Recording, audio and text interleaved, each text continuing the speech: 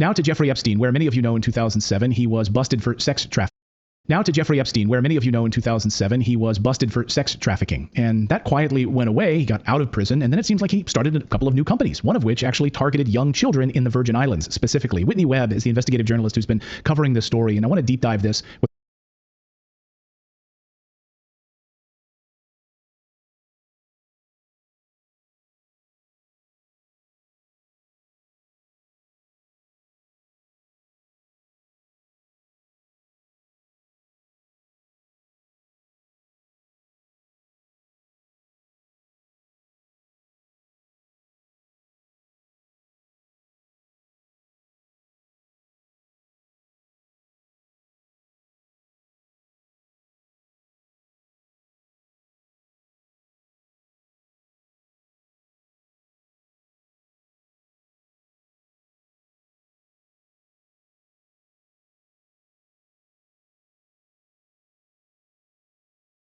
Today on the show. Whitney, welcome back to the show. Hey, great to be here. So this is a crazy story because we know about the sex trafficking in 2007. Then after he gets out, he turns his attention to the U.S. Virgin Islands and starts a new company, which I don't think many Americans have any idea about this part of the story. And we're just now starting to learn more and more about this. Can you take us through sort of the high level first, and then we'll dive into the nitty gritty, disgusting details? Sure. So the company you're talking about here is called Southern Trust, and he had a few other companies tied up with it, including a bank.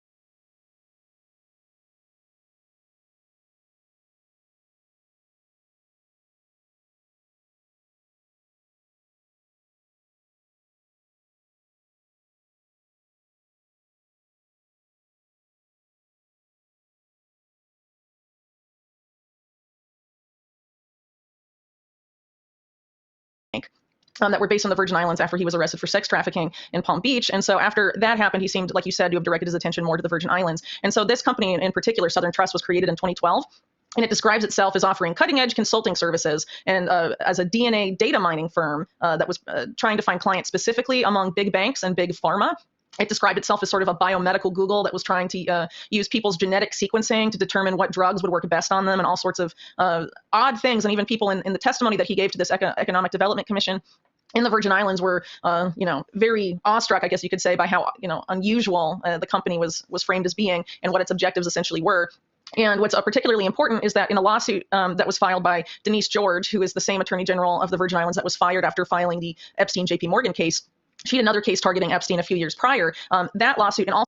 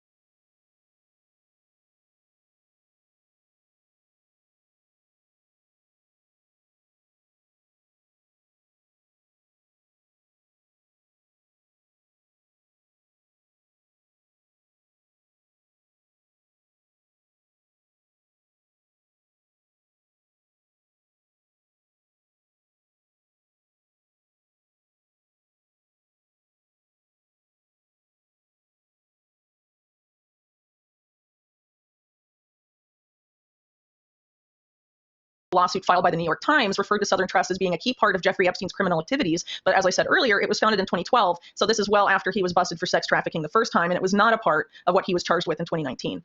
So it seems like the Virgin Islands was really the only entity interested in going after him for this particular company, which, as we've mentioned, was based there. So what's interesting is if you look at the testimony, it doesn't explicitly talk about children, but in his testimony to this commission, he says what he wants to do is essentially engage children early on to train them in programming and to run these artificial intelligence servers that are going to power these algorithms. And so the way he apparently did that was by funding a slew of initiatives targeting youth in the Virgin Islands, specifically mentally ill youth and underprivileged and poor children. And a lot of the those activities are eerily similar to the same ways that he recruited minors, underage girls in the United States, targeting underprivileged, economically underprivileged teenage girls and gifted children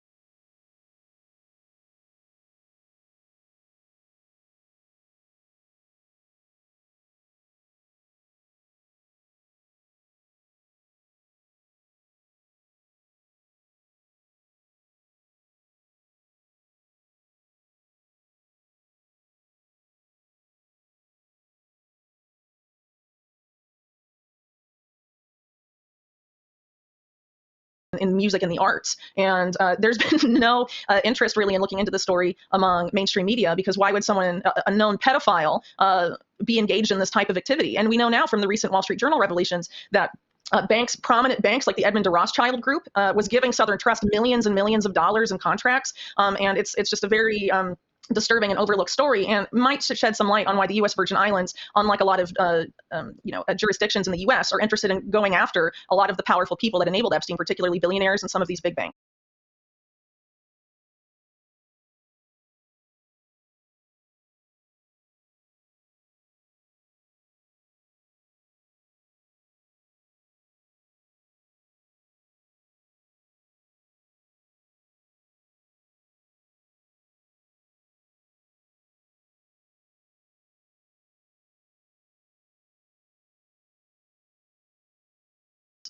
It's crazy. It's truly disturbing. I mean, absolutely disturbing. It sounds like something out of like a Bond villain. Like if you were to write this as part of a movie, people say, no, this is ridiculous. You're going to billionaire is going to go to the Virgin Islands. He's going to seek out children in order to do biomedical research, implanting things in their brains. Yeah. And even in his testimony, I've gone through these documents that you've sent over. He talks about autistic children specifically. I think like a quarter of them were autistic as well. And did any of the parents kids on the spectrum? Yeah. Yeah. So looking specifically for kids on the spectrum, did you get any insights into why he was doing that? Hey there. Did you know that most hemp oil? I think maybe what he was looking for were, I think people are probably familiar with the sort of savant characteristics of some autistic people, and he may have been looking for children and teens that sort of had those unusual abilities. But it's definitely very disturbing. And something he talks about in his testimony to this Virgin Island Commission is the idea of how he aggressively wants to genetically sequence the islander population because it's such an isolated community, and then talks about how that genetic information can be used to determine how to educate these children that he wants to recruit to ostensibly work for his company in coding and programming. But again, as I mentioned earlier, he's targeting specifically underprivileged children, which is very disturbing in light of the similarities between that and what he was doing.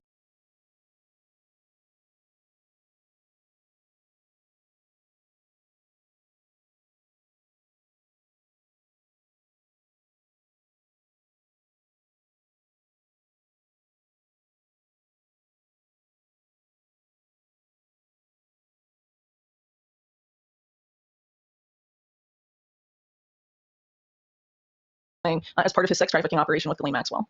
So there's the Epstein piece of this, of course, but then there's he wasn't operating in a vacuum. You mentioned some of the associations that he's had with the different banks and the funding and sort of thing. But where do these tentacles lead? We know that the Virgin Islands has been struggling to subpoena Larry Page, Google's Larry Page, as part of the Epstein lawsuit. You've written extensively about J.P. Morgan Chase, of course, and Jamie Dimon. pop up in some of his simultaneous efforts to finance education, not just in the Virgin Islands, but in the United States. Let me clarify. It wasn't in the testimony, but it was as part of this education process in the Virgin Islands. Yeah, so he was specifically trying to target a lot of the same areas that Bill Gates's philanthropy hits, not just science, but also education. And a lot of these old press releases referred to Epstein as a prominent education patron and things of that nature. And, in some of my past work, I was able to show that back in 1998, he was going to places like Russia, looking at high schools, visiting high schools and apparently elementary schools, looking for kids that were talented in science and math. And some of these pictures of him in these Russian classrooms, the only kid that's there looks like he's 8 or 9. He's just a single kid alone with Epstein and some of these other scientists that he was close to in the room. And what it really disturbs me that no one has really bothered to look at this or scrutinize this in any capacity. And as far as Google and like Larry Page and Sergey Brin, so both of the Google co-founders are being subpoenaed by the U.S. Virgin Islands in connection with their investigations into Epstein. Larry Page is apparently so concerned about being served papers that he can't be found. They're trying to go through Alphabet, Google's parent company, because he's still on the board of Alphabet, to try and get access to him that way, but he really does not want to have to. Particularly odd is that in New Albany, Ohio, the New Albany company, which Epstein created on Leslie Wexner's behalf, was a partner in and invested money into, is the owner of the land on which a massive Google data center sits. Did Southern Trust have access to that information? What was going on there? There hasn't been a lot of scrutiny into that either. And it seems like, knowing that what we know, for example, about Sergey Brin being a regular visitor to Epstein's townhouse and all of this other stuff, it's certainly looking quite disturbing, especially when you consider that Google as a company has had intelligence connections from its inception and throughout its existence as a company. And you even have people like Julian Assange pointing out that Google is not what it seems and is essentially operating as its own intelligence agency and as a front for Hillary Clinton's State Department at the time he wrote that. Right. Was it 500 million that they took from the CIA? And of course, and the back-end infrastructure, of course, of Google, intimately tied to the intelligence community in the United States. Right. And at the same time, Epstein and also Leslie Wexner have their intelligence ties and ties also to criminal activity that I covered extensively in my book. So why are these actors coming together and what's going on? What was going on with this data mining firm targeting children and genetic information of people in the U.S. Virgin Islands and all of this stuff in the Google data center? I mean, there's a lot of unanswered questions here. But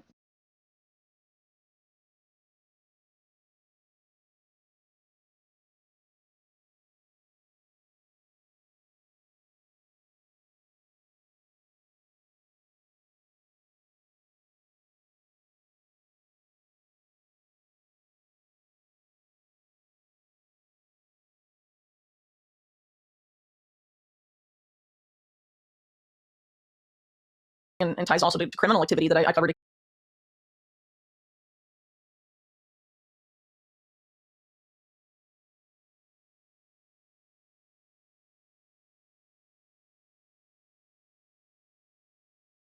Pointing out that Google is not what it seems and is essentially operating as its own intelligence agency and as a front for Hillary Clinton's State Department at the time that he wrote that. Right. Was it 500 million that they took from the CIA? And of course, and the back-end infrastructure.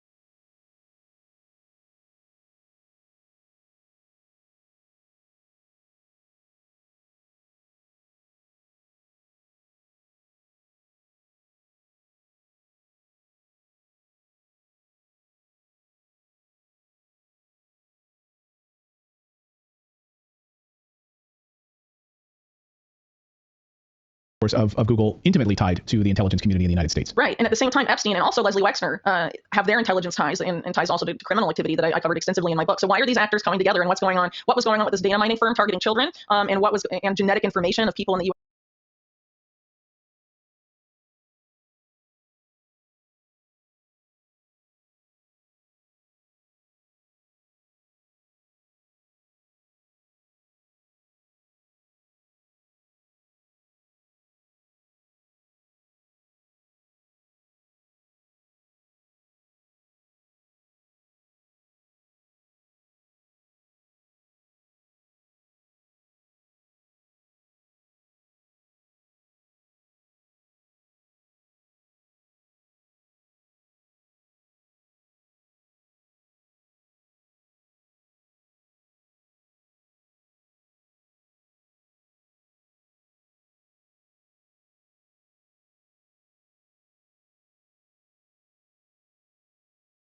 Virgin Islands and all of this stuff in the Google data center. I mean, there's a lot of unanswered questions here. But I mean, considering what's coming out, it definitely seems increasingly disturbing. And another thing that I found really telling. Oh, sorry. No, go, please. I don't want to. Another thing that you found telling. I don't want to interrupt that. Yeah, well, I was just going to say that in the testimony, there's a particular reference Epstein makes to Africa. And he says, I do a lot of work in Africa. And he refers to Africa as fertile ground for experimentation. And so it turns out that Epstein was a major funder of this weird artificial intelligence lab being created in Ethiopia that's tied to the scientist who's overtly transhumanist that he funded extensively named Benjamin Goertzel. Goertzel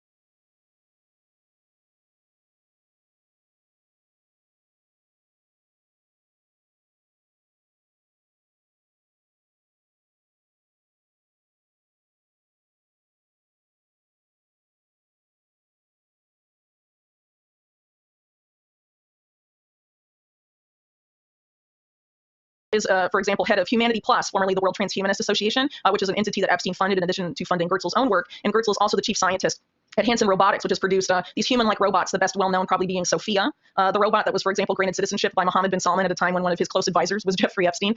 Again, very odd activity there. So as far as what was going on in Ethiopia, at the time that Epstein was investing in this AI lab, and backing Goertzel, Goertzel was teaming up with this blockchain company called Cardano that's pretty well known in the cryptocurrency space. And they were specifically seeking to offer digital ID. Well, it's already happened. They gave a digital ID essentially to 5 million Ethiopian school children with the intention of expanding that. And the whole intention of this is to harvest data from these children. They explicitly say that.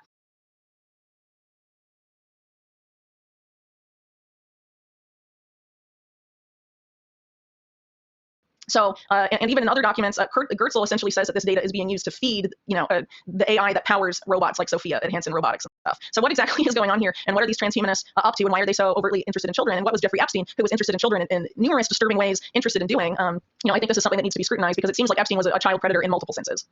Do you think that we'll get answers from this lawsuit, what's specifically happening in the U.S. Virgin Islands? Because I have a couple of questions about this, like the families, right? It seems like he was targeting underprivileged families, children specifically, going to Africa, very easy to kind of hide what you're up to because we're not going to hear about it. It's not like it's in Georgetown in Washington, D.C. where he's doing these experiments. Right. And so then the families, maybe they're paid off, maybe they're quiet. Have we heard from any of the families of these children who've come forward and part of this investigation, or are they kind of quiet? No, I don't think any of them have really come forward, but if they're, it would be hard to imagine a way for them to do so. As one example, as part of the sex trafficking operation, Epstein and Jean-Luc Brunel were alleged to have paid off poor parents in France. So in order for Epstein to sexually abuse their young children on his birthday. And even despite that being a public story and being in court documents, that family has never come forward to testify. And when, these people, if they're specifically underprivileged, poor, or these are, and some of these things, efforts he was targeting or creating in the Virgin Islands, they targeted abused children, orphan children, juvenile offenders. A lot of those children may not have parents. So again, this is highly disturbing. And, this whole digital ID thing, it seems to me to be targeting, again, vulnerable populations.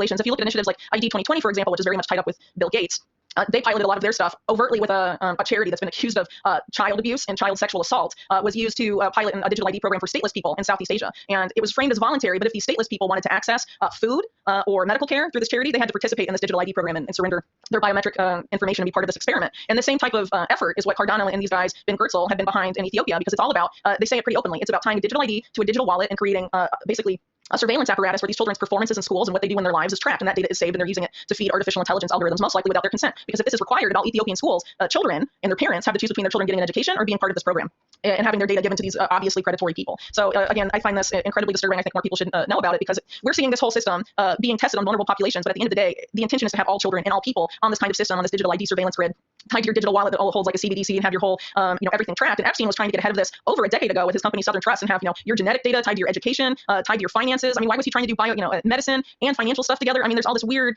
stuff. And when you consider today, a lot of these same avenues of scientific, I don't even really know what to call it, essentially creating this smart grid. You have an entity that I've written about previously called Welcome Leap, which was the Welcome Trust, trying to create a DARPA equivalent, and then bringing the head of DARPA, a lot of these same avenues of scientific, I don't even really know what to call it, essentially creating this smart grid. You have an entity that I've written about previously called Welcome Leap, which was the Welcome Trust, trying to create a DARPA equivalent, and then bringing the head of DARPA during the Obama administration, Regina Dugan, who used to run Google's DARPA equivalent, to run that.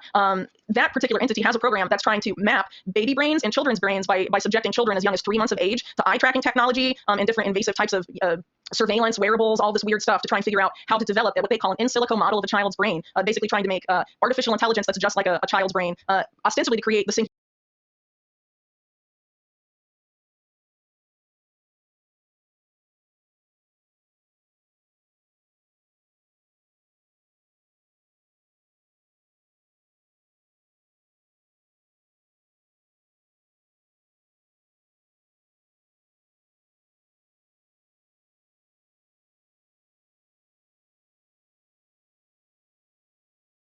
or something like that. Ben Goertzel, who I referred to earlier, is obsessed with that. And we can assume that Epstein probably was too, since he funded this guy so heavily. He created Singularity Net, and he works for Singularity University and all of this stuff. And I should know that the guy that created Welcome Leap, Jeremy Farrar, is now the chief scientist of the World Health Organization, which has a huge role in deciding what medical interventions should be performed on children or offered to children around the world. This is really stuff that we should be looking into. And the Epstein connection is important because it makes it very explicit the predatory nature of the people that are trying to push this through. We're seeing promotions of the idea that AI is going to replace everyone's job, but there's this, they're using children in school to try and create, artificial intelligence stuff that will essentially be as intelligent as a regular human and have that kind of consciousness. I mean, that's essentially what they're trying to replicate.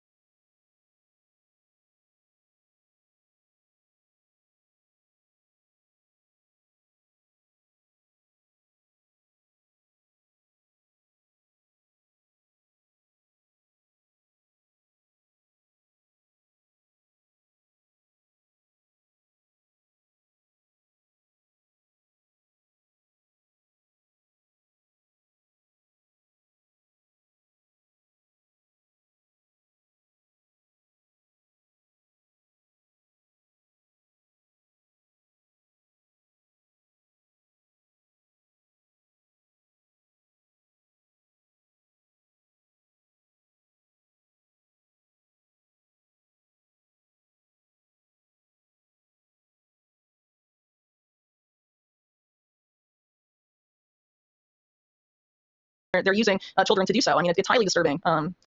Dr. Drew and my wife Susan here, we want to show you something. You've probably seen this guy all over your feed claiming that cutting carbs isn't necessary for weight loss. One of the biggest fitness myths is when people say carbs make you fat. Carbs don't make you fat. I'm a big donut. Yeah, I'm afraid unless we focus on it, I mean, no one really else is covering this, so for us to be able to shed light on this, get this message out there about this, hopefully other journalists, maybe large media companies will actually do stories on this and try to look into this more deeply, and then hopefully they'll be investigated by actual, the legal process of this. I'll get you out of here on this, which is Southern Trust after Jeffrey Epstein is killed in prison. What then happens to this data and the people sort of involved in this? Does it just disappear, or is it mysteriously gobbled up by the likes of Google or other places? Like, where does that go? Yeah, unfortunately, we don't have a lot of visibility in that because some of the representatives of Epstein's companies, including the ones based in the Virgin Islands, have been caught lying. So there was a bank that was connected to Southern Trust, and that bank, his lawyers claimed, was inactive, but somehow a bunch of money was sent from Epstein's estate to that supposedly inactive bank after he died.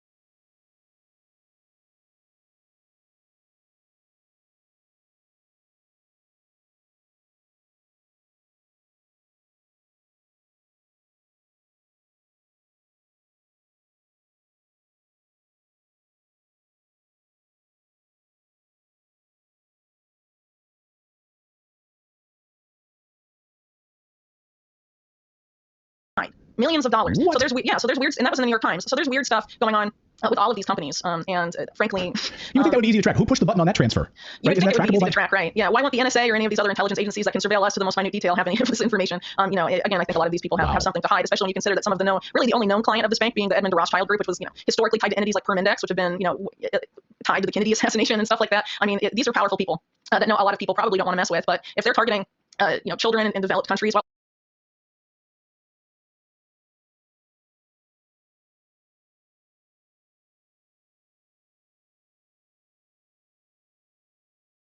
same time claiming like they care about the global south and the developing world and creating this disturbing transhumanist, neo-colonialist paradigm. And I mean, essentially, Epstein was recruiting kids to work in a coding sweatshop from schools and stuff in the Virgin Islands. And we're only allowed to talk about his sex trafficking crimes in Palm Beach from 2000 to 2006 as far as mainstream media is concerned. There's a lot more going on here. And the fact that he was guiding the philanthropic activity, for example, of the Bill and Melinda Gates Foundation, which is a huge amount of work in Africa as well, and also in the same education space that's aimed at making remote learning permanent, teleeducation, wearables and education. These are all things that are still going on even after Epstein's gone. This is just a microcosm into a larger group of people who are masquerading as philanthropists, but really they're building a digital prison and they're piloting it out right now on vulnerable kids, mainly black kids in Africa and the Caribbean. Now you blow my mind once again. This is astonishing stuff. Hopefully we can get the message out about this and more people can start to shed light on this story and we can pull further on this thread. Whitney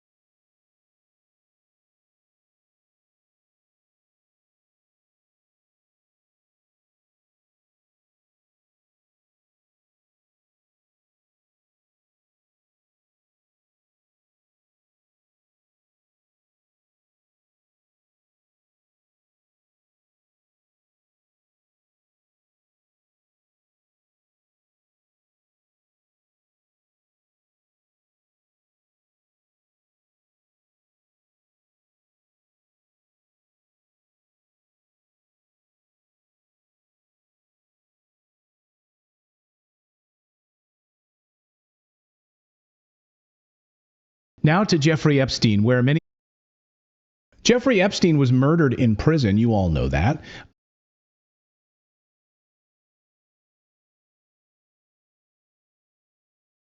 Are you still stuffing your kangaroo hoodie pockets? Meet the new, improved Bearskin Tactical Hoodie 2. Jeffrey Epstein was murdered in prison. You all know that.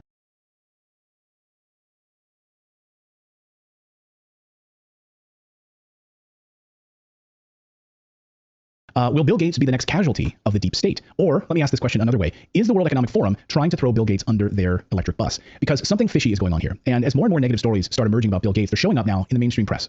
Big mainstream media publications that have billionaires as their bosses and owners like Rupert Murdoch. So why are stories about Bill Gates showing up in these publications? Something is fishy. What do you think it is? Normally, you'd watch the mainstream media heaping all sorts of praise on Bill Gates. His philanthropy, of course, is second to none, they'll tell you, right? He's done so much good in the world. He goes to Africa, and he really helps all of those children. Wink, wink, he's also doing all sorts of fun experiments down there that they don't know about, along with Jeffrey Epstein. Here's MSNBC. Here's just one example, just one random example that I pulled out of a hat of them kissing his ass. And welcome to our exclusive interview with Bill Gates, the entrepreneur, Microsoft co-founder, software developer, and philanthropist. Thanks for being here. I'm so excited that you're here. Great to talk to you. I'm so excited that you're here. And philanthropist. And then it goes on from there. There's no tough questions that come from those interviews. That's all we get. That's all we get. I'm not going to waste your time. I just want to set the stage here because I could literally play 30 different examples of this from CNBC to the Today Show. It doesn't matter. They all start the same way. And our greatest philanthropist in the world, Bill Gates, is here. Bill, thanks for wearing a great sweater today. So glad to see you, Uncle Bill. But over the past few weeks, something has shifted. It's been subtle but important. The mainstream media has been starting to ask some tougher questions to Bill Gates and sometimes directly to his face about his relationship with the murdered Jeffrey Epstein, the known sex offender. The mainstream media is funded, of course, by deep state billionaires that run the World Economic Forum. Tough questions like this are starting, though, to emerge, where Gates tells us that he's only ever had dinner with Jeffrey Epstein. And that's it. Nothing else to see here, like this interview. One of the issues that stopped you is that of your relationship with Jeffrey Epstein. Do you regret the relationship that you maintained with him against Melinda's advice and wishes? Oh, I've said that you're going way back in time, but yeah, I will say for the, over 100 time, yeah, I shouldn't have had dinners with him. Epstein had a way of sexually compromising people. Is that what Melinda was warning you about? No. I mean, I had dinner with him, and that's all. Oh. And that you regret the relationship, the acquaintance? That I had dinner with him. And the relationship between the foundation and Epstein? There never was any relationship of any kind. Really? 36 times. Yeah, 36 times. That's it. That's all that plus, happened. they flew to France together. Do you just fly to France with people? Well, if you pick up the Wall Street Journal this morning, you'll learn that it's a total lie, what you just saw there. And we always knew it was a lie. According to the Wall Street Journal, here's the front page of the Wall Street Journal today. Jeffrey Epstein appeared to threaten Bill Gates over Microsoft co-founder's affair with a Russian bridge player. Yeah, Jeffrey Epstein discovered that Bill Gates had an affair with a Russian bridge player and later appeared to use his knowledge to threaten one of the world's richest men, according to people.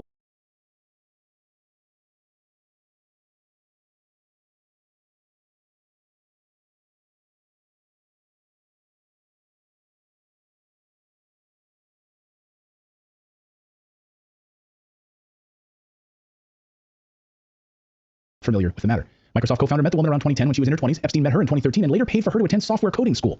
In 2017, Epstein emailed Gates and asked him to be reimbursed for the cost of that course, according to people familiar with the matter. So this email came after the convicted sex offender had struggled and failed to persuade Gates to participate in a multi-million-dollar charitable fund that Epstein tried to establish with J.P. Morgan Chase. The implication behind the message, according to people who have viewed it, was that Epstein could reveal that the affair if Gates didn't keep an association between the two men. So what's interesting about this Wall Street Journal piece is Natalie and I were talking earlier over coffee, as we often do. It's like the Wall Street Journal in some ways, and so I don't want to lead the witness here, but it's like the Wall Street Journal in some ways is almost providing some cover to Bill Gates. They're giving him an alibi.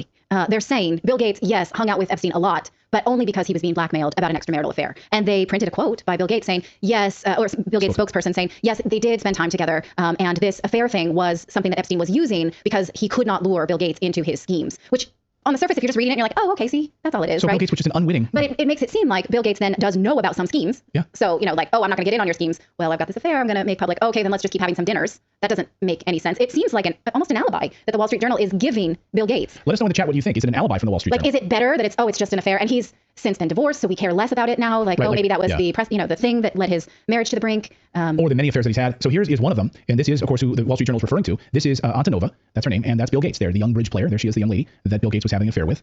And here's that's a close-up of her. Yuck. She's a big fan of bridge, and she would give speeches about it. Here she is talking about it. Play this here. Calls bridge. So when they think about bridge, we also imagine the old ladies like that, right? So everyone think that it's only for my grandma play or my aunt play. But look at these guys. Do I look like an old person to you? I'm talking about Warren Buffett and Bill Gates. Warren Buffett played bridge since he was 13 years old, and you know what? They donated $1 million to promote bridge at schools. Yeah, convenient, that money, what it travels to. So that young girl, right? This is Erin Elizabeth who tweeted this. She's been following the story for many, many years. She writes on Substack. She said, meet Mila Antonova, the young bridge player who Bill Gates had an affair with in 2010. Jeffrey Epstein found out about this affair and used it as leverage against Bill Gates. Bill Gates began having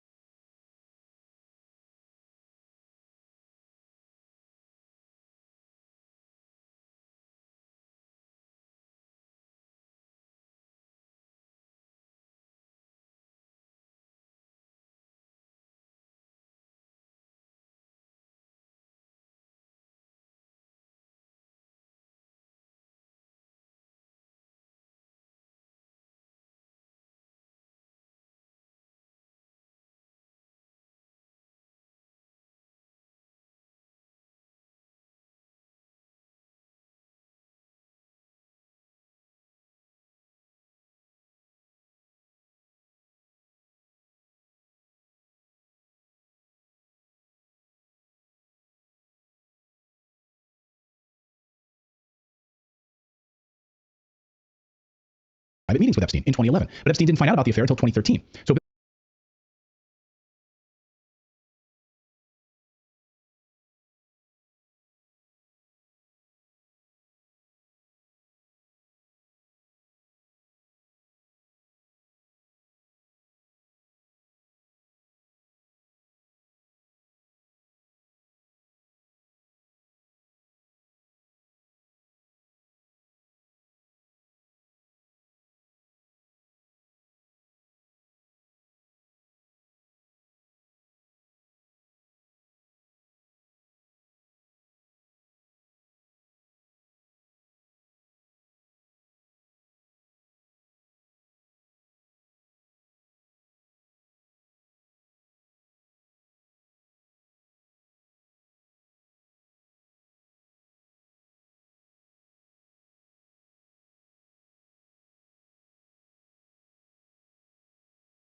already friends with him well before the blackmail. In one email to his colleagues after meeting with Epstein, Bill Gates said this, quote, "His lifestyle is very different and kind of intriguing, although it would not work for me." It turns out it did work for Bill, as he even flew on Epstein's private jets to meet with him. Well, maybe he means the scope of it. Maybe. According to Melinda Gates, Gates' friendship with Epstein played a huge role in their divorce. Of course, friend of the show, Whitney Webb, thinks there's a lot more to the Melinda side of the story that we haven't even talked about here. We'll start to learn more about Bill Gates, and this is the question. Are we going to start to hear now more about Bill Gates and young women? This is the question. Many have speculated that the vast trove of child pornography that was found at Bill Gates' mansion is just the tip of the iceberg. Many of you might not even know about this story because it's been buried and suppressed. Good luck finding a lot of info about it. The story was buried, of course, and a man that worked at Bill Gates' house at the time was arrested for it. Did he take the fall? Many speculate that the guy that took the fall for this may have taken the fall for the powerful billionaire that lived in that house. This was back in 2014. Watch this news report when this story broke from the Gates mansion. And tonight he's charged with having and trading a massive amount of child pornography. Cairo 7's Gary Horker is live near the Gates compound in Medina. And Gary, this man worked as an engineer for the family. That's what SPD intelligence found out, Steve. They found out that the man actually worked for the Bill and Melinda Gates mansion on the grounds of their sprawling 66,000 square foot estate, and that's where they found him and questioned him last March. The estate is behind us, right on the lakefront here, but this is a few blocks away and it's as close as their security will allow us to get. But according to King County prosecutors, 51-year-old Rick Allen Jones was questioned by detectives about images of child porn and even child rape that were sent from Jones's home computer. Now, none of this alleged crime actually happened at the Gates mansion, but it was here that Rick Allen Jones admitted to detectives he collected child porn for about 10 years, sending images through his Gmail account. Now, while Jones was talking to detectives at the Gates estate, 3 more SPD detectives had a search warrant to search Jones's Ballard apartment. There, they say they found more than 6,000 images of graphic child porn and rape, 133 of which were children identified by police. We tried Jones's apartment for comment. We got no response. We also reached out to Bill and Melinda Gates' foundation, and we did not hear back. So, in fact, we do not know if he's been fired by the Gates' family. Another mystery into this is why Jones was never jailed or charged by these allegations up until now. The investigation of Gates' family. Another response. We also reached out to Bill and Melinda Gates. More SPD detectives had a search warrant to search Jones's Ballard apartment. There, they say they found more than 6,000 images of graphic child porn and rape, 133 of which were children identified by police. We tried Jones's apartment for comment. We got no response. We also reached out to Bill and Melinda Gates.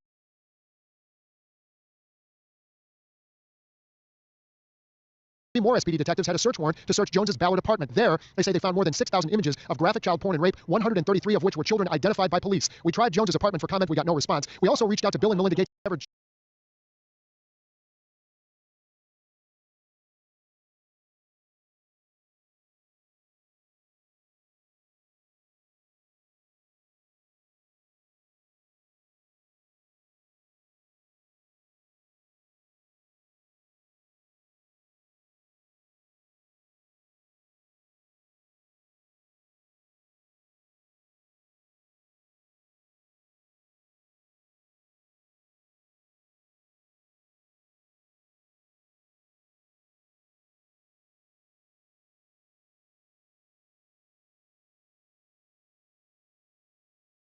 Charged by these allegations up until now. The investigation started here at the Gates Foundation, the Gates Mansion in March, and the criminal complaint, which I have right here, says he has to show up in court and face a judge in the coming days. So we're going to keep track of this. We're digging into the charges. We'll keep you posted on the latest. Live from the lakefront in Medina tonight, I'm Gary Horker, Cairo 7, Eyewitness News. Yeah. Okay, so wait.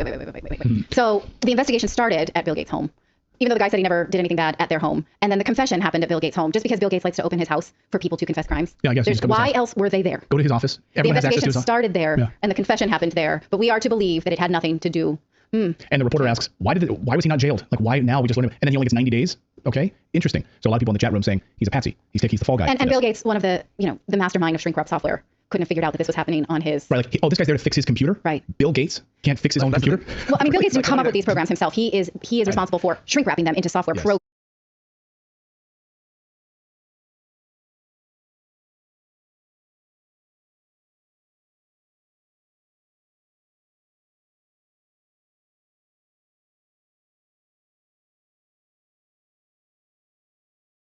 But he still has a programming background. Go ahead, Philip. Yes. Well, I was just going to so the argument is that this IT guy, somebody who's a professional in things like email and digital tracking and stuff like that, presumably he would know that if you're sending illegal images, email is not how you would go about it. I would think that's like they have algorithms that search that stuff. Yeah, and if I'm going to that seems a little fishy. A little. Yeah. A little. Yeah. And if I'm going to go and send illicit activity, I'm not going to go to Bill Gates' house to do that. Like, Right. I'm sure he has great Wi-Fi, the best in So the he's like, area. you know, I'm going to do all of my all the nefarious stuff today. I'm going to do it when I get to the office at Bill Gates' office on his computer. Like that's where I'm going to Not go. Starbucks, which also has open Wi-Fi. That's a bit too slow, right? Not Kinko's. Also convenient, isn't it? It's just so convenient how all of this comes together. Doesn't pass the smell test, my dude. No, but we'll see how much of this comes out and what these emails that Wall Street Journal appears to have their hands on as they keep dripping out stories about Bill Gates and Jeffrey Epstein. And why are we hearing about this now? Let us know your thoughts on this in the chat below. Is this did that guy take the fall for Bill Gates many moons ago? And are we going to learn more about Bill Gates? I think something big and fishy is happening here. I can feel it. I can feel it in my news stomach, my bones, my news funny bone. You think that the globalists have Bill Gates and they're like, I don't know. I'm not sure what, but there's something fishy is going on here. We need another globalist to sit in for him. Like every time he's involved, somebody dies. We need to step away from this dude. Yeah. Like your camera that just died. I know. Yeah. There we go. There we go. Thank you so much for watching this segment here at Redacted. We are live every day at 4 p.m. Eastern time, trying to share the stories that the mainstream media will not cover. You should also come over and join our community of Redacted Rebels over at redacted.inc. That's our private locals community where we can share exclusive content simply cannot share here on YouTube. Come over and join the rebellion together right now by going to redacted.inc. Yeah. What, but there's something fishy is going on here. We need another globalist to sit in for him. Like every time he's involved, somebody dies. We need to step away from this dude. Yeah. Like your camera that just died. I know. Yeah. There we go. Jeffrey Epstein was murdered in prison. You all know that. Will Bill Gates... Womanizer. Bill Gates hosted naked pool parties with strippers. Biographer says.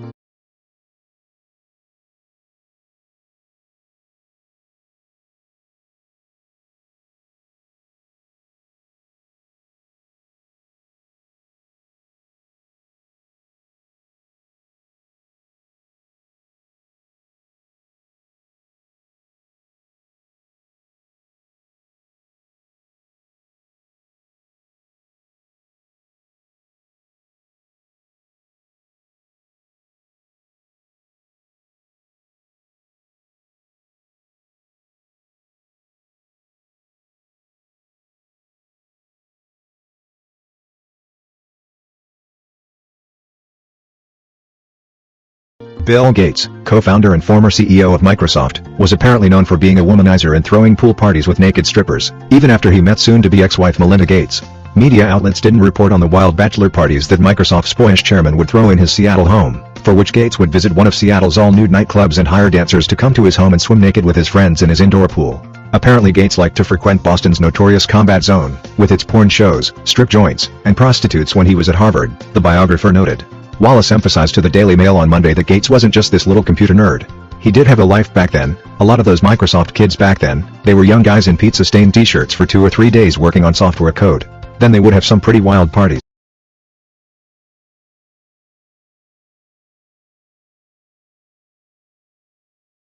Life back then, a lot of those Microsoft kids back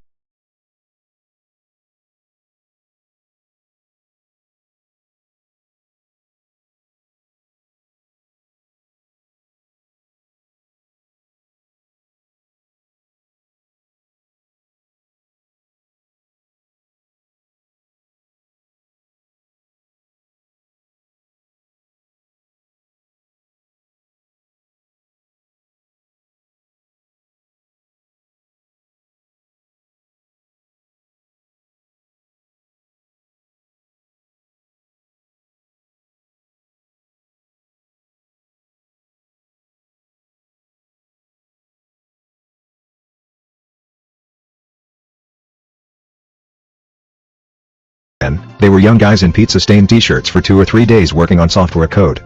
Then they would have some pretty wild parties, where they would go out and get strippers in Seattle and bring them over to Bill's home, the author added. As highlighted by the Daily Wire last week, Gates reportedly had an agreement with Melinda for years that he could spend one weekend out of the year with his former girlfriend, Ann Winblad, at the beach. If you haven't done yet, please subscribe our channel.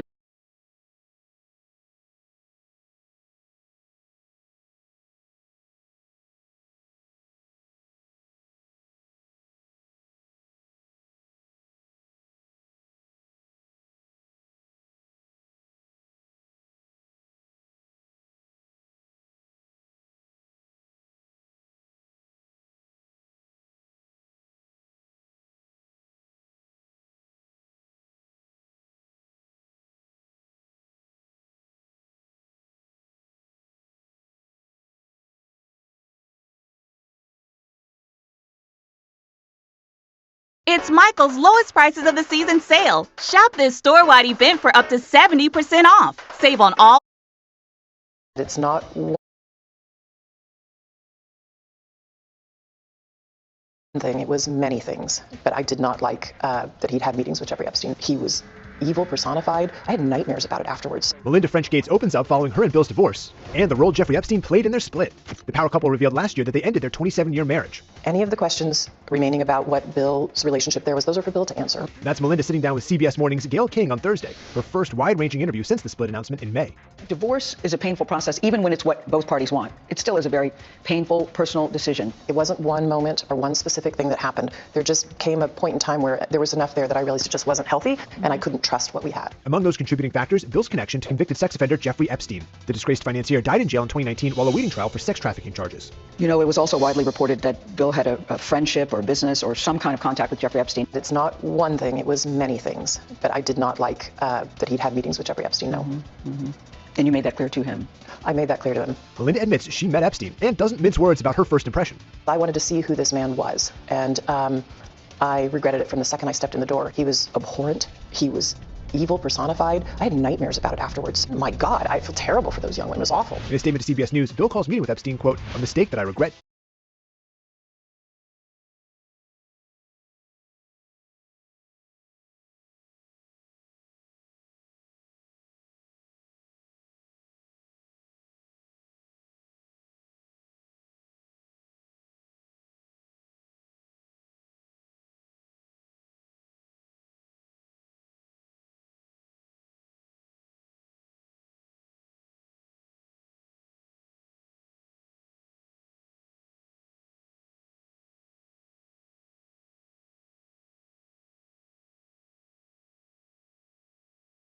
He adds it was a substantial error in judgment.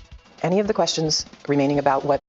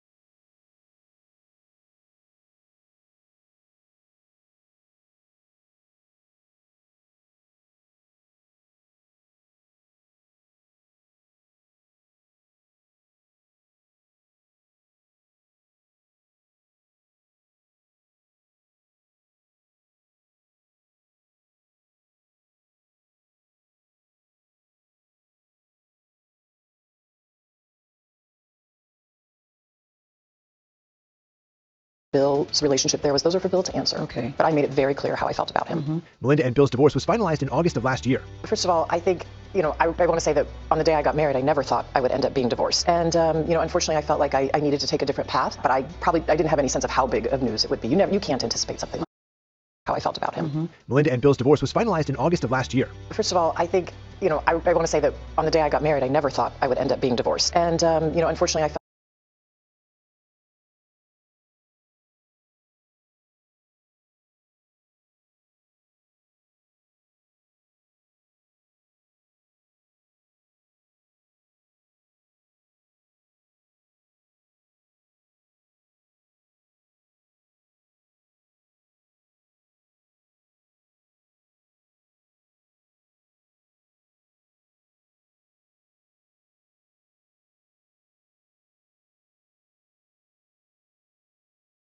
I felt like I needed to take a different path, but I didn't have any sense of how big of news it would be. You can't anticipate something like that. The couple shares 3 children together, and both remain involved with the Bill and Melinda Gates Foundation. Definitely a very sad milestone. In his first interview following the divorce in August, Bill explained the split wouldn't affect their dedication towards giving back. And Melinda's a great person, and that partnership that we had coming to an end is a source of great personal sadness. We are communicating and working at the foundation, and so that partnership we're going to try and continue.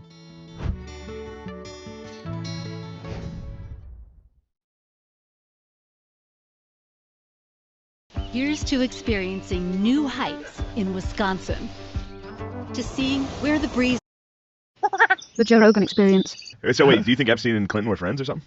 I don't. This artist made it. I don't know. That's I only up, flew dude. with him 26 times. Yeah, it was only 26 times. He was a good man. They're mischaracterizing him. Got a love of science. Clinton seems like a fun guy, yeah. I love the picture of Clinton.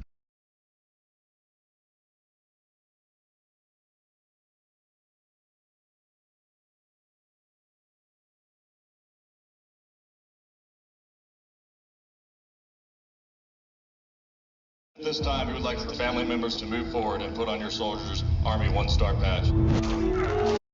The Joe Rogan Experience. So wait, do you think Epstein and Clinton were friends or something? I don't. This artist made it. I don't know. I only flew with him 26 times. Yeah, it was only 26 times. He was a good man. They're mischaracterizing him. Got a love of science. Clinton seems like a fun guy, yeah. I love the picture of Clinton, both Clintons and Trump hanging out. How about finding Ghislaine at their wedding? No. Yeah, get her on here. Yeah, get Ghislaine on. She's in jail. Right after the mistrial. She is? Yeah, she's in jail. She's innocent. They're letting her off. You think so? Yeah, because those two guys was like Do you think they engineered it? possible. Yo, for real though, I know we're not supposed to joke about like child trafficking and stuff, but that's a good sign. That's a good a good bottom gig. bitch. Ghislaine, down. Imagine that was your lady. Like, yo, we need to secure some young chicks, and your girlfriend being like, okay. Do you think?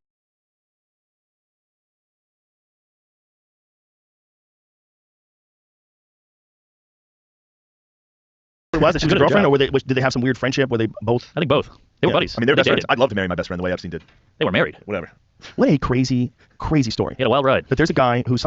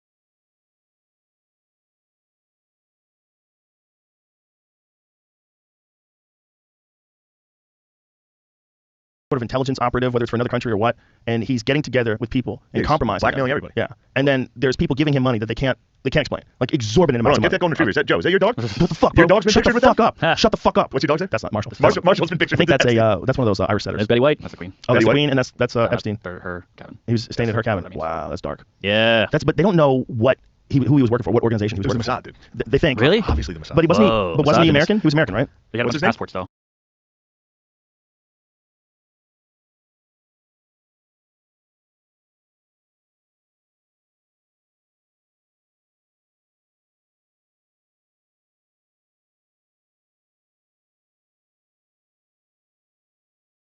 Jeffrey Epstein.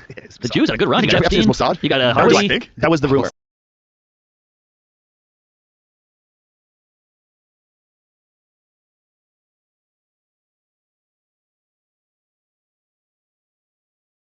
Tell you what, dude, I don't know a lot. And who gave him the island? Israel? Well, they don't know where he got all his money from. It's like real sketchy weird. I donated. Right, but imagine you're a billionaire and this guy's like, yo, you want to come hang out on my island? How's he saying Yes. that? What's he wearing? What's What's Epstein he smell wearing? like? He's dressed like When an they saying animal. that? Yo, you want to come hang out at my house? Yeah, I'd they be like, get yeah, famous for sure. people to go to their house. Oh That yeah. was the thing. They had quite a guest list. Yeah. Chelsea Handler was on the plane. Michelle Wolf, the plane. She's on the list. Is she on the list? I think. She's on a couple lists. Hey, Which easy. she's-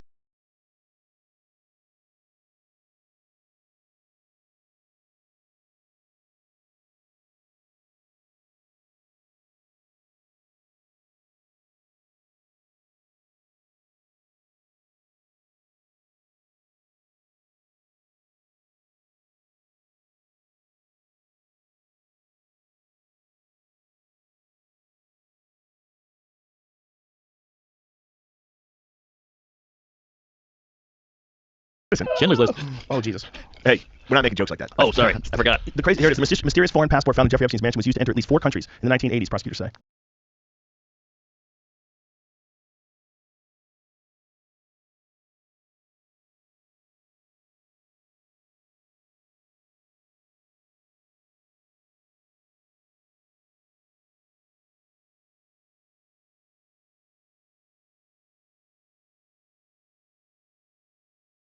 Oh. Inter four countries He had use a a foreign fake passport found inside a safe. I'll tell you what, I He don't like used this guy it at to all. well, He seems bad. If I ever had a chance to punch him. Did you ever see the video where Bill Gates was talking about him? No, Yeah, he's like, He's dead now.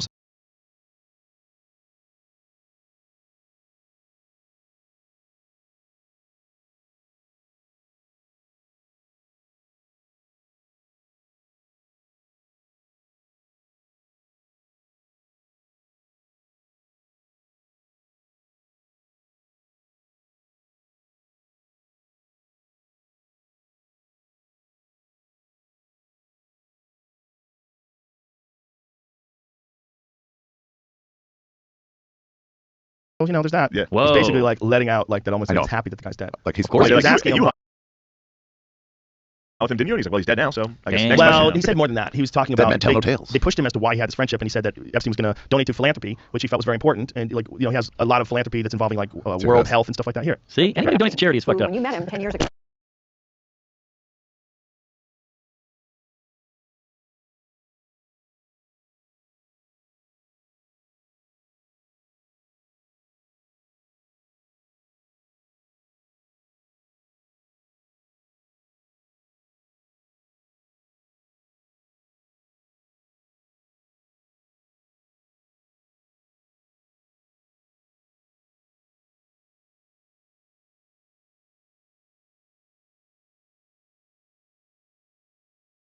They're all hiding soliciting prostitution from minors.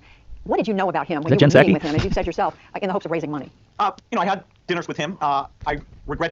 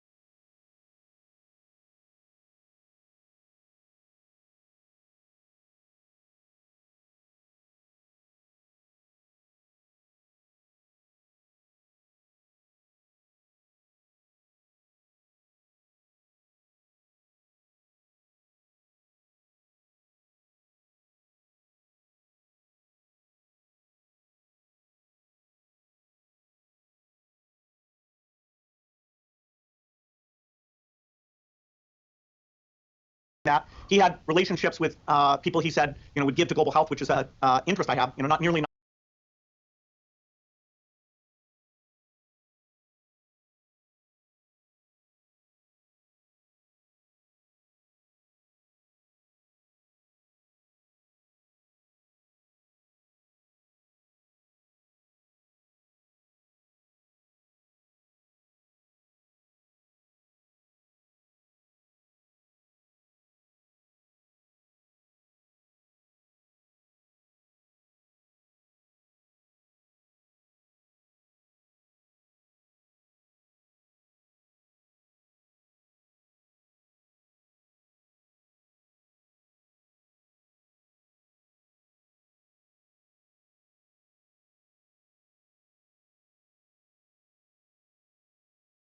Philanthropy goes in that direction.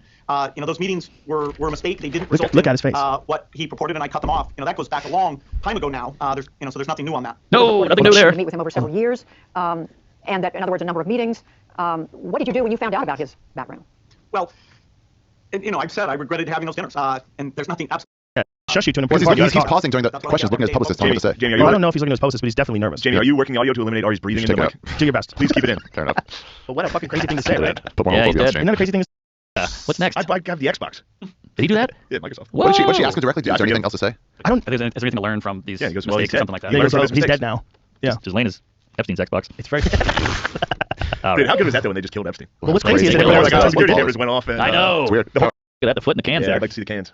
Cans. Film festival. will you pull up her father? He's got like Pelosi knobs. Flipper tits. Yeah, you're doing this wrong, dude. Yeah. What was the story with this dude, Jamie? The main part that sticks out, other than his whole history, he was a big media mogul in Europe, and he was found naked in like the Mediterranean or something like that. Mediterranean. Look at him down there in the bottom corner, but the left of the bottom corner was dressed up in his fucking Secret Society outfit. With Elizabeth Taylor. Wow. She was Wow. something. Yeah, the boat was named after Ghislaine too. Not that that matters a ton. The boat was named after? Yeah, yeah. Named after? Mhm. Wow. What What is that name? Ghislaine. Ghislaine. That's right. I think you say Ghislaine. Yeah, that's right. What language is that? They would say Ghislaine and spell it like that. I believe. Ghislaine. But here's the craziest shit about all this, man. It's like this sounded like the most ridiculous conspiracy just years ago. If you went 10 years ago and talked to someone today, there's an island, and they take really famous people and scientists, and they compromise them with young girls. What? Compromise them? Yeah. So they can have... They videotape them, and then they have this blackmail money, and then people are going to have to resign because they donated money to this guy and gave money to this guy. Like, people have, like, CEOs have resigned because they had written $150 million checks they couldn't account for. It didn't make any sense. It's a pretty good scheme. It's wild. It's a very simple scheme. Yeah. It's like, yo, what's one thing no one can resist? 17-year-old girls on an island. Especially if you don't know they're 17. Like, if you think they're 19, and then you film them, and then they you tell say, hey, you... by the way, that kid was fucking 15 years old, you freak. Right. You better donate. Or they say that you have the girl say it to you after you've already had sex. That's how the And you see Boy them react to it because they might say it's okay, it's cool, Yeah. and then then they have that. Like, who the fuck knows? But the fact is, that's the other thing, that his temple was designed to look like the Israeli flag. Temple. Nice dude.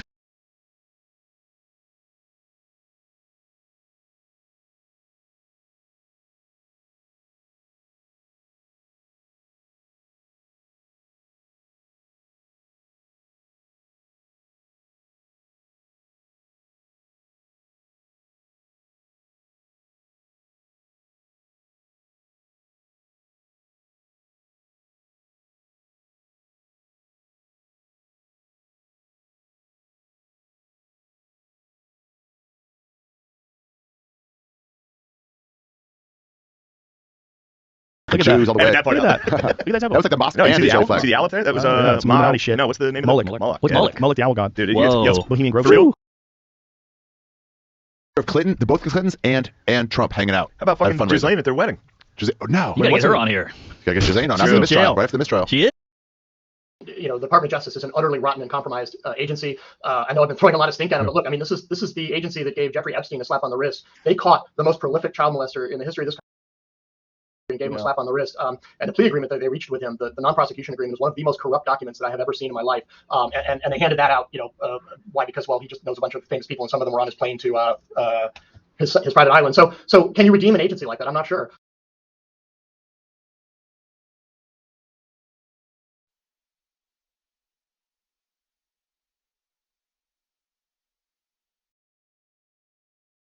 So people on the internet are connecting the dots that Jeffrey Epstein's temple looks exactly like a place called Hammam Yalbuga. Now we go to Hammam Yalbuga's Wikipedia page. It says, Yalbuga is a Mamluk era public bath in Aleppo, Syria. It was built in 1490.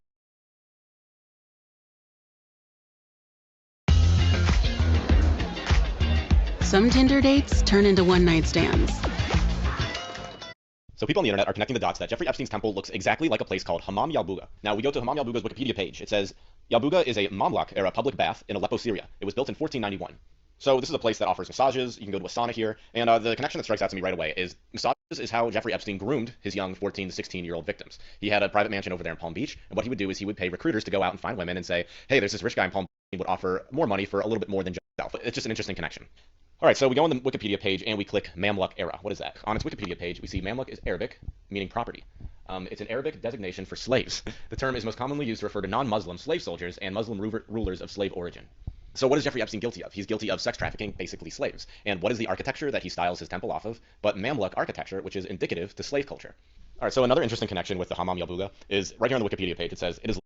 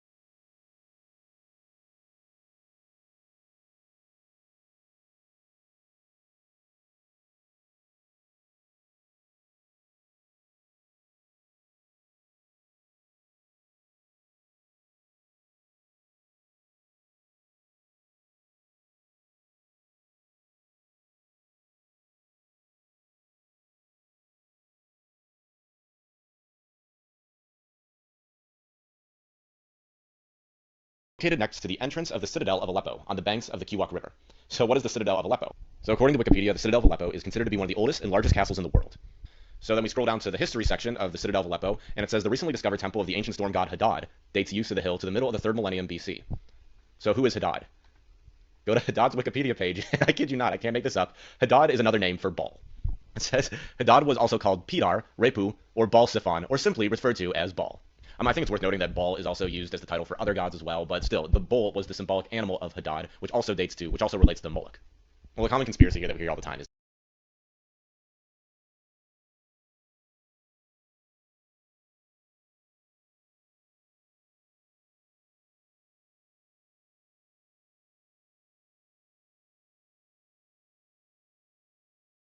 these billionaires, they are Baal worshippers, Moloch worshippers, and Satanists. So how does all of this tie into the evidence that we are now seeing coming from Epstein's island? All right, so look at the side-by-side pictures of Epstein's temple and the bathhouse over in Aleppo. Look at the similarities. It's unbelievable. We can say at the very least they are resembling the same architecture, and the architecture is in fact the Mamluks. So who are the Mamluks? The Mamluks were a class of people mostly of Turkic or Caucasian ethnicity who served as slave soldiers between the 13th and 16th century in the Islamic world, spanning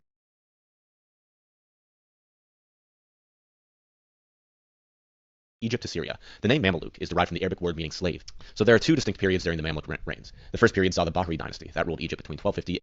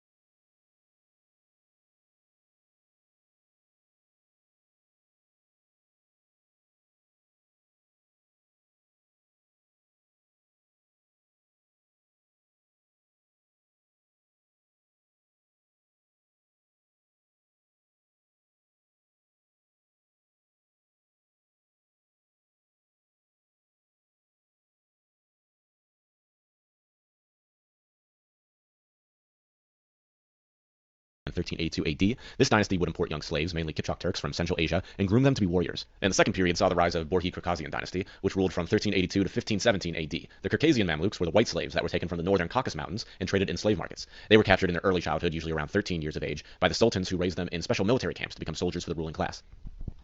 So let's look at this quote from Voltaire, what he has to say about the Circassians. The Circassians are poor and their daughters are beautiful, and indeed it is them they chiefly trade. And of all those who are wealthy enough to purchase and maintain such precious merchandise, these maidens are very honorably and virtually instructed how to fondle and caress men, and how to heighten by the most voluptuous artifices the pleasures of their disdainful masters, for whom they are designed.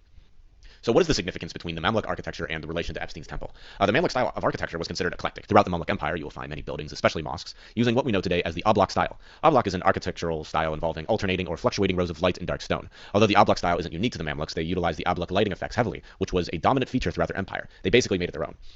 So this architectural decision was also pushed by the Sufis, or Islamic mystics, the so-called illuminated ones. Here are some quotes from a couple of Sufis from that era. Reason is God's shadow. God is the sun. What power has the shadow before the sun? The cosmos is all darkness. It is illumined only by the manifestation of God in it. Whoever sees the cosmos and does not contemplate him in it, or by it, or before it, or after it, it is indeed of light and is veiled from the sun, of gnosis, by the clouds of created things. And what's so fascinating is these people, they were obsessed with the sun, and what do we find also on Jeffrey Epstein's island, but a giant occult painting of the sun. So yeah, right here we see an image of the sun on Jeffrey Epstein's island, Little St. James. This is drone footage taken by a YouTuber named Rusty Shackelford, who's done great work. He actually purchased a drone, went out to the Virgin Islands himself, and got a lot of amazing video of this island. So what is the meaning then behind Epstein's temple? Epstein's temple was an ode to the Mamluk era of when captured children were taken as slaves to do the bidding of the elite class. Young boys were taken and groomed to later become soldiers, while young girls were taken and groomed to later become personal concubines of their masters. Do you now see the parallel between the Mamluks and Epstein? I mean, these people are sick. So another piece of evidence from drone footage taken by Rusty Shackelford on the Little St. James Island here is a statue.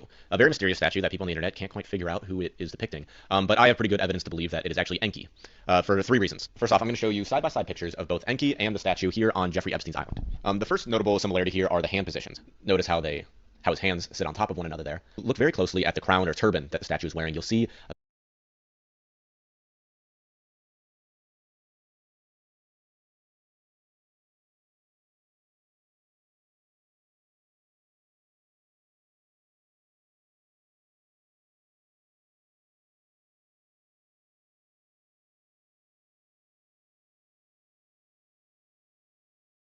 slight upward curve, like a C, like the letter C on his turban crown there. And you'll see that same little curve on and of course, then also notice that it has a beard, and the beard begins down from the bottom of the nose and covers the front of his chest. I'd say the beard is also quite similar to the Enki depictions that we have from Mesopotamia. I'm pretty sure also that it is Enki because it fits with the Luciferian idea of it all as well. Do you believe in soulmates? Yeah, I do. I think it's somebody that you love unconditionally, even when they have their good and bad. So according to both theistic and atheistic Satanists, and there is a very big difference between the two, Sumerian legends, Enki was among the Anunnaki. Those were the gods that created. At first, it was the responsibility of ancient Mesopotamian and Sumerian origin, El meaning God and Ohim meaning plural.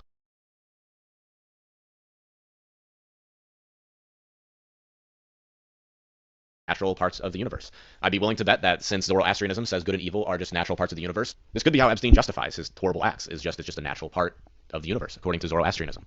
And another thing, of course, like Lucifer is a symbol of enlightenment. These people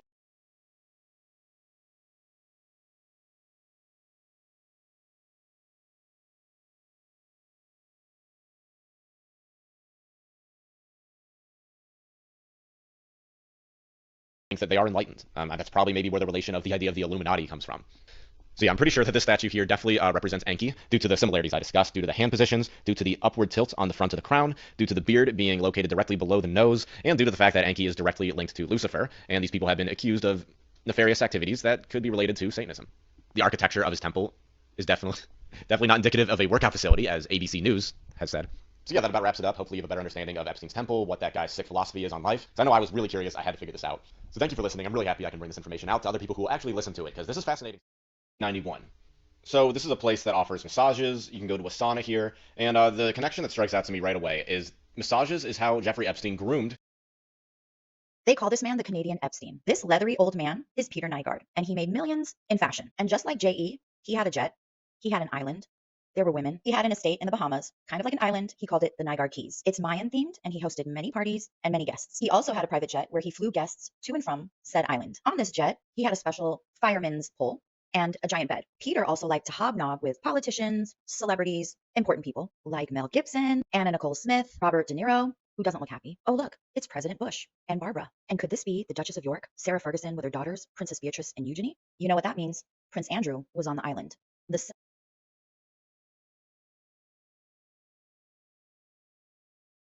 similarities are uncanny. He would promise young women modeling opportunities. He'd throw parties where he would take advantage of the women. I should also mention that some of And one of them is a poignant story you tell about your mom having a miscarriage when you were just a teenager. Yeah.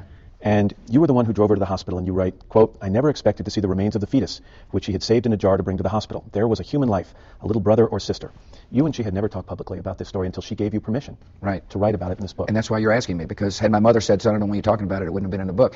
I put the story in the book as a part of the tale. I thought it was very important for people to understand my relationship with my mom. What'd you learn about her through that experience?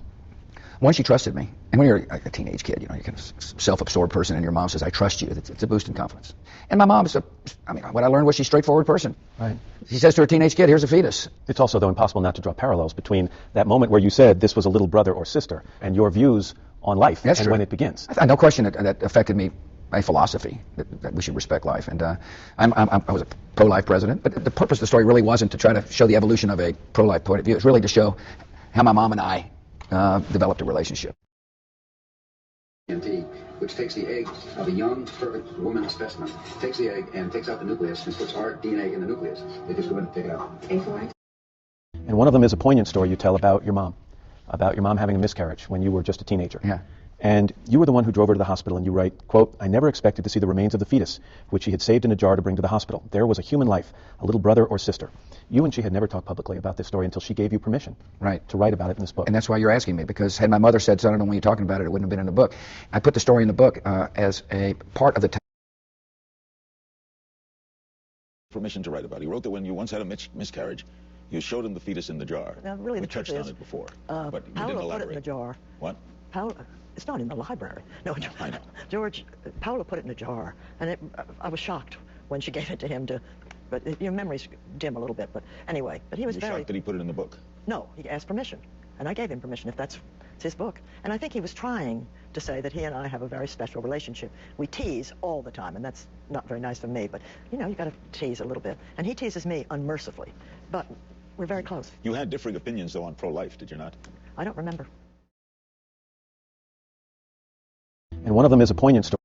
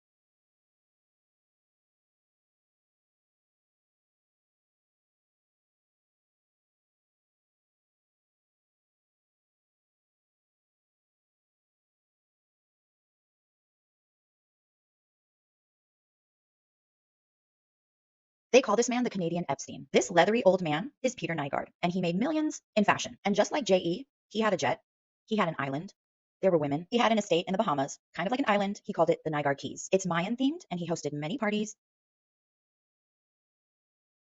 many guests. He also had a private jet where he flew guests to and from said island. On this jet, he had a special fireman's pole and a giant bed. Peter also liked to hobnob with politicians, celebrities, important people like Mel Gibson, Anna Nicole Smith, Robert De Niro, who doesn't look happy. Oh, look, it's President Bush and Barbara. And could this be the Duchess of York, Sarah Ferguson with her daughters, Princess Beatrice and Eugenie? You know what that means? Prince Andrew was on the island. The similarities are uncanny. He would promise young women modeling opportunities. He'd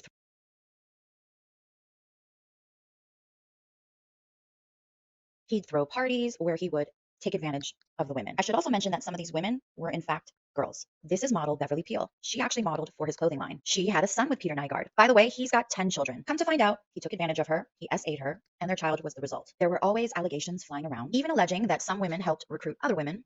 Very Ghislaine Maxwell. It seemed like he was untouchable. Could it be because the majority of the women coming forward weren't the right skin color for headlines? Finally, in 2020, they got him. With the help of some of his children, actually, he was charged. Trafficking, SA. He's being held in Canada. Recently, more charges have been filed. We're going to have to see what happens, but you can't tell me it's not a very similar vibe as Epstein. There are new developments in a high-profile trial.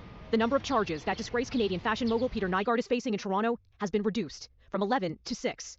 Jury selection was supposed to begin today, but has been pushed back to next week, and some of the complainants are no longer planning to testify. The 82-year-old is facing 5 counts of sexual assault and 1 of forcible confinement. The alleged crimes were committed over an 18-year span beginning in 1987. Nygaard is also facing similar trials in Quebec, Manitoba, and the U.S. He has denied all the accusations.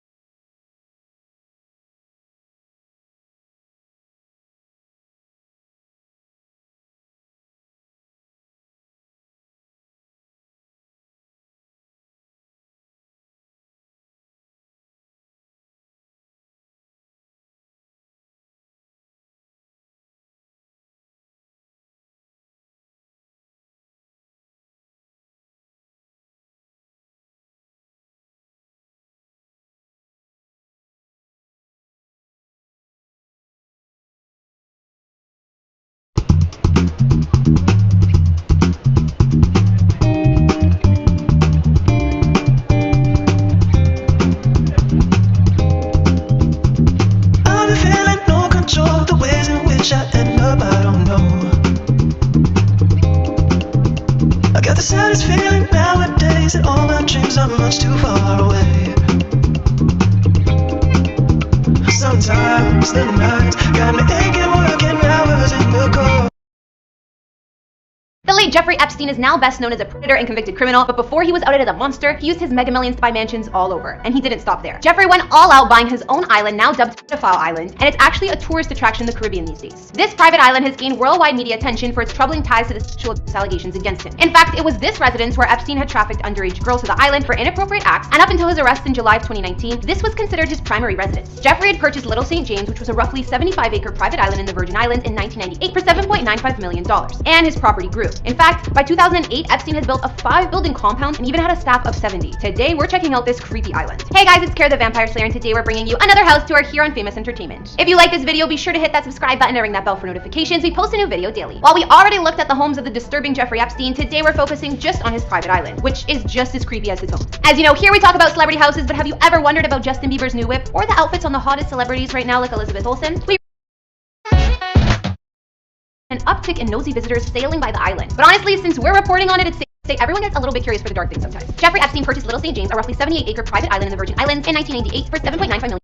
And the island were as follows: a villa-style compound, a library, a cinema, a detached bathhouse, and additional cabanas. In addition, there was even a flamingo-stacked lagoon. A lot like his New York City mansion, this place was decked out with a bunch of bizarre stuff. One of these odd features included an abundance of life-size plastic cows. Okay, I'm not gonna lie, I didn't see that one coming. Epstein's fascination with animal decor didn't end with plastic cows. In addition, steps away from the ocean. What's even stranger about the sundial is that it features a circle of colorful benches surrounding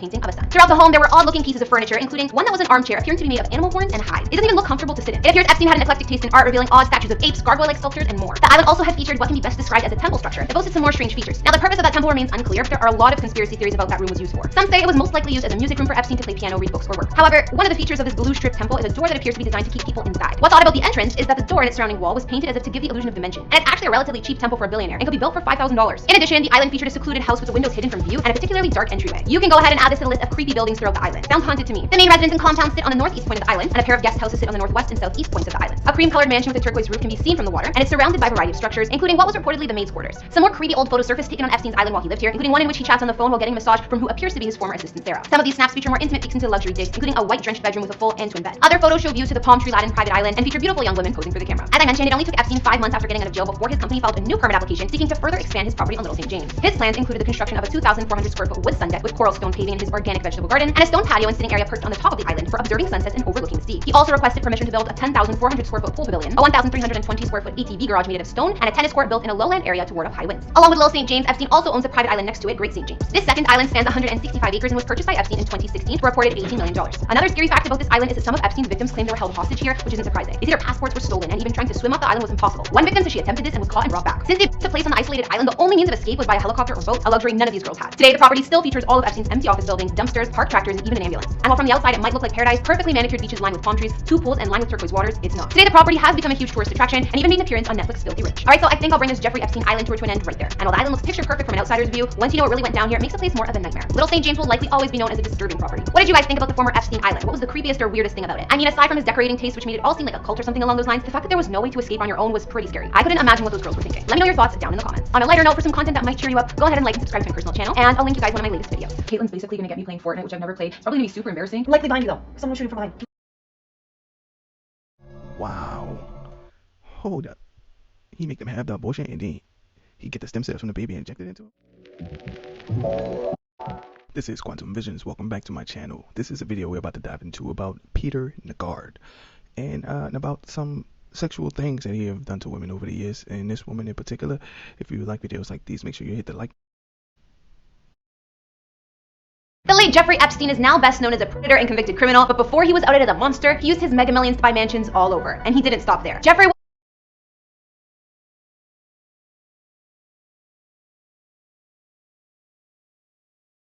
Wow.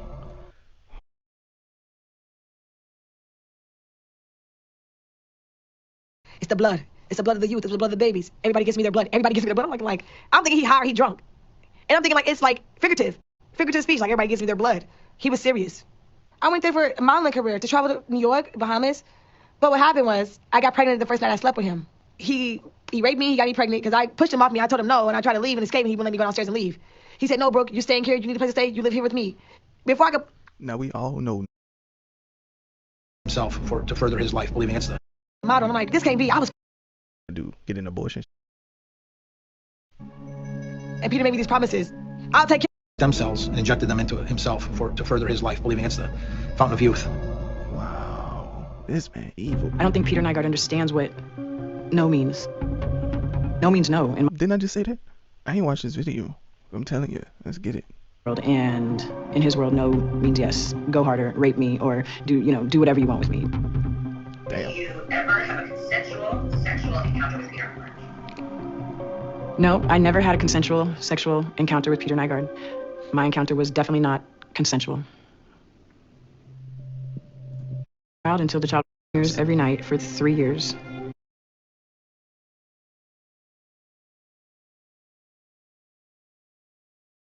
Wow. Hold up. He make them have the abortion and then he get the stem cells from the baby and inject it into him. This is Quantum Visions. Welcome back to my channel. This is a video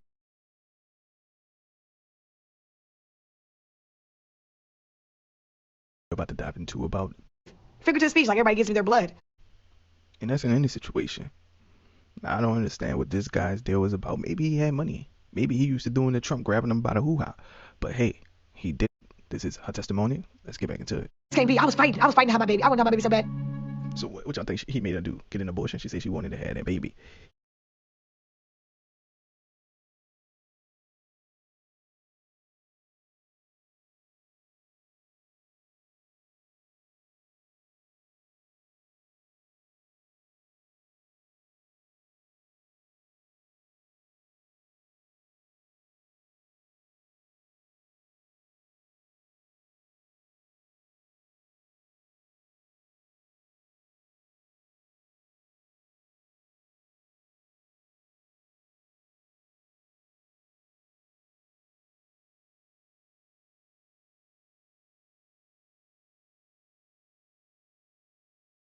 If he had money, he don't want to have that baby, especially since he raped her.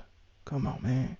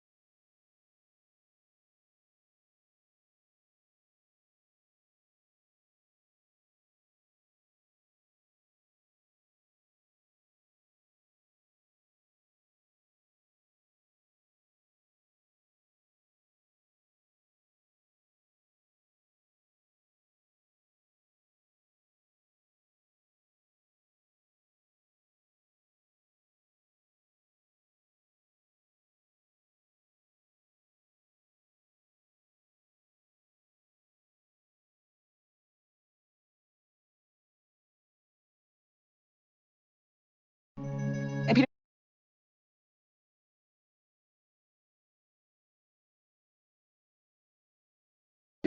Which takes the egg of a young, perfect woman specimen, takes the egg and takes out the nucleus and puts our DNA in the nucleus. They just go ahead and take it out. Huh? And this is part of this genetic greatness that we don't see in any other race on the planet. These curvy, sexy black women from Africa. You girls have a kind of a monopoly on this genetic perfection, and we want some of that.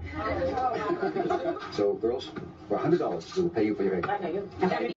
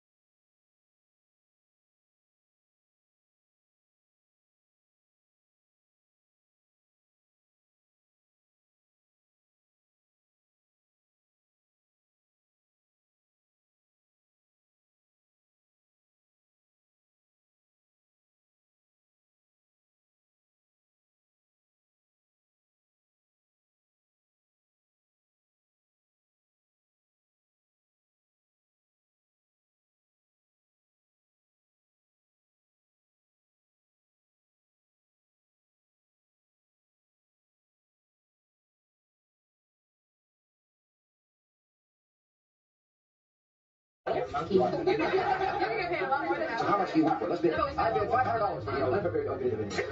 Whoever I bid, he's gonna outbid me. $60,000 of eggs. Yeah.